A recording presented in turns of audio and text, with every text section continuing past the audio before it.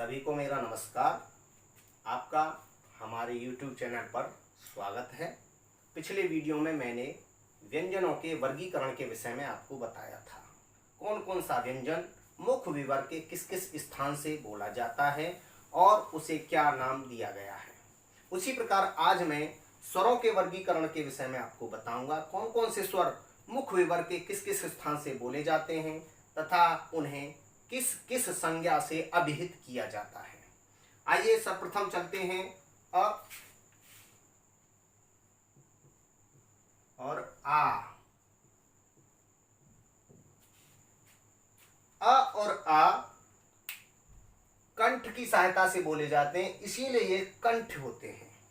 इसमें हमारी जो वायु है वो सीधे बाहर की ओर निःसृत होती है कंठ से निकलते हुए। तो ये अ और आ कंठ में शामिल हैं।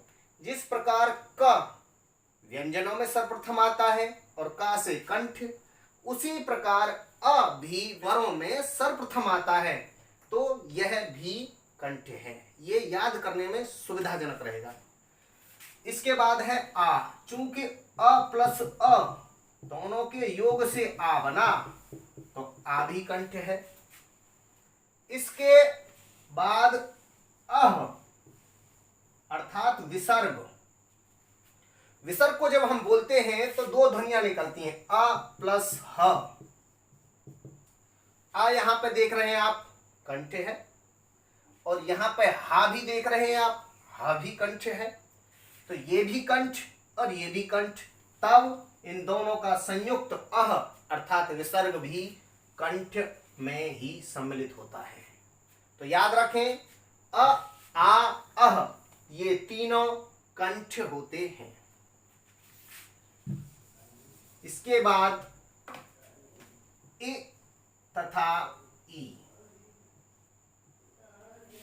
याद करने की दृष्टि से दूसरा वर्ग है च, और च वर्ग होता है तालव्य। इसी प्रकार इनके बाद ये ई और ई आते हैं। तो ये और ये दोनों का संयोग बन रहा है, ये भी तालव्य है और ई भी तालव्य होते हैं। इसके बाद हम लेते हैं ओ और ऊ को। ओ तथा ऊ का उच्चारण करते समय हमारे दोनों होठ आपस में गोल हो जाते हैं। तो इस अवस्था में चूंकि ये ओठों की सहायता से बोले जाते हैं, तो ये उ तथा ऊ ओष्ठ होते हैं। जिस प्रकार प में ओठ मिल रहे हैं, फा में भी मिल रहे हैं, उसी प्रकार उ तथा ऊ बोलते समय हमारे ओठ पास आ जाते हैं। उ तथा ऊ ओष्ठ श्रेणी में आ गए। अब चलते हैं रे। रे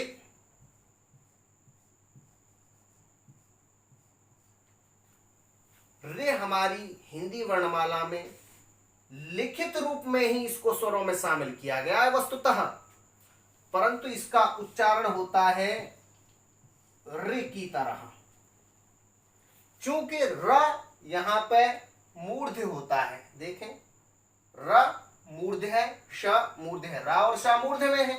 तो रा मूर्ध में है तो र इस पे ई चढ़ी हुई है, तो ये है रे। तो हमें ये मूर्ध की श्रेणी में रखते हैं इसको।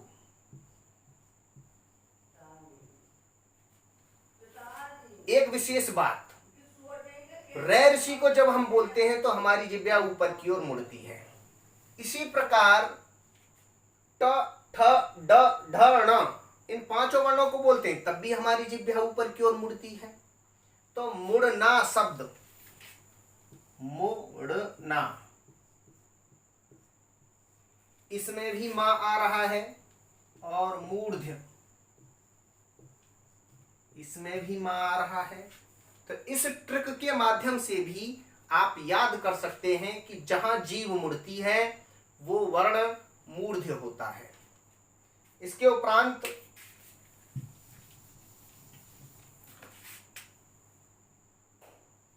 ए तथा आय। ध्यान देंगे, ए की व्युत्पत्ति अ प्लस ई, अ और ई के संयोग से हुई है। अ हमारा कंठ है और ई हमारी तालव्य है।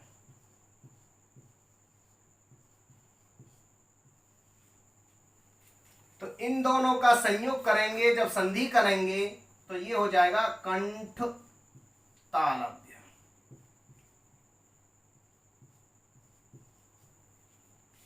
तो ए तथा आय हमारे कंठ तालव्य होते हैं।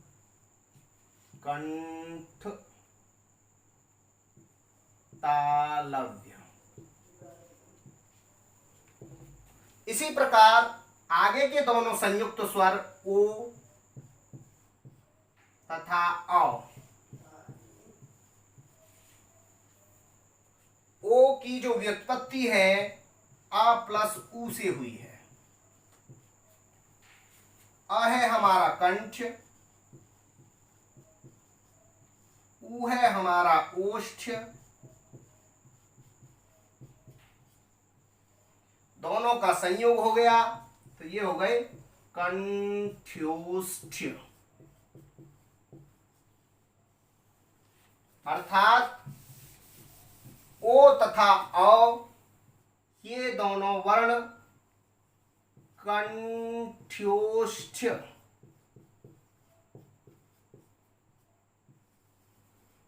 होते हैं। अब आता है हमारा 12वां वर्ण। स्वरों में शामिल है परंतु वो स्वर नहीं है, अयोगवाह है, अंग।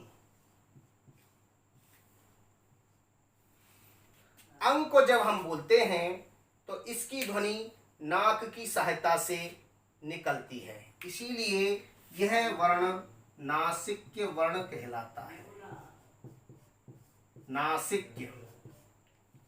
आगे की वीडियो में मैं आपको बताऊंगा कि और कौन कौन से वर्ण नासिक्य हैं तथा उन वर्णों का प्रयोग किस प्रकार किया जाता है। अब हम स्वर और व्यंजनों का सम्मिलित रूप से अध्ययन करेंगे कि कौन कौन से वर्ण किस किस स्थान से बोले जाते हैं। कंठ। कंठ में अ, आ, अह। क वर्ग में क, ख, ग, घ अंग और ह। तालव्य होते हैं ए तथा ई। च वर्ग पूरा च, छ, ज, झ, य और श। मूर्धन्य होते हैं ऋ। ट वर्ग ट, ठ, ड, ढ, ण, र और श। दंत्य होते हैं त वर्ग त, थ, द, ध, न, ल और श।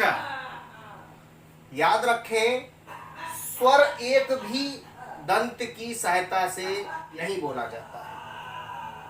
ओष्ठ में उ तथा उ, प वर्ग प, फ, ब, भ, म ये होते हैं 7। कंठ और तालु की सहायता से जो बोले जाते, कंठ तालव्य ए आय। कंठ और ओष्ठ की सहायता से ओ और तथा औ।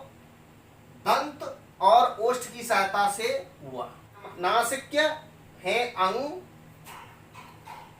ये पंचम वर्ण है, प्रत्येक वर्ग का 5वां वर्ण। ये पांचों के पांचों नासिक्य होते हैं।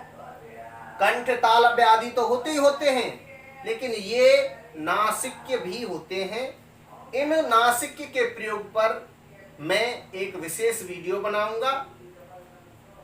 इसके बाद हम अध्ययन करेंगे अगली वीडियो में पंचमाक्षरों के प्रयोग पर। एक रोचक तथ्य और, अब मैं आपको अक्षर तथा वर्ण में अंतर करना बताऊंगा।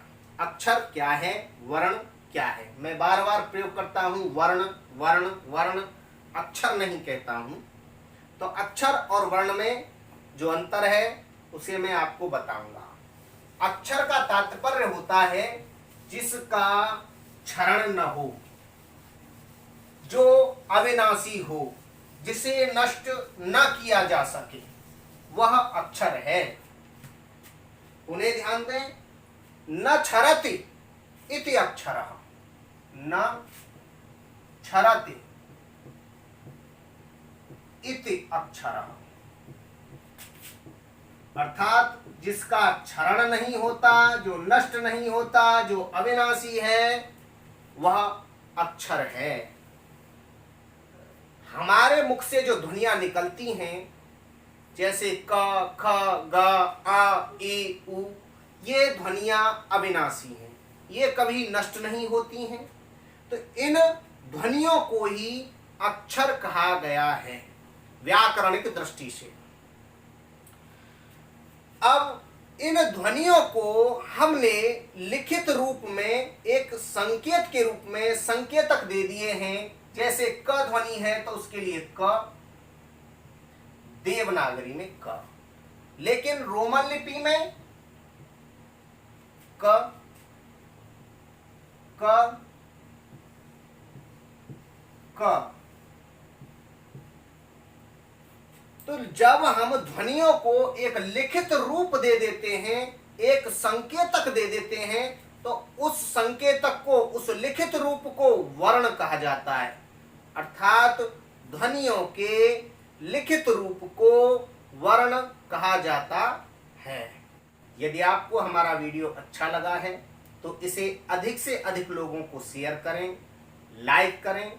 आपके ऐसा करने से हमें आगे के वीडियो बनाने में बल मिलेगा, प्रोत्साहन मिलेगा। इसी के साथ आप सभी को नमस्कार।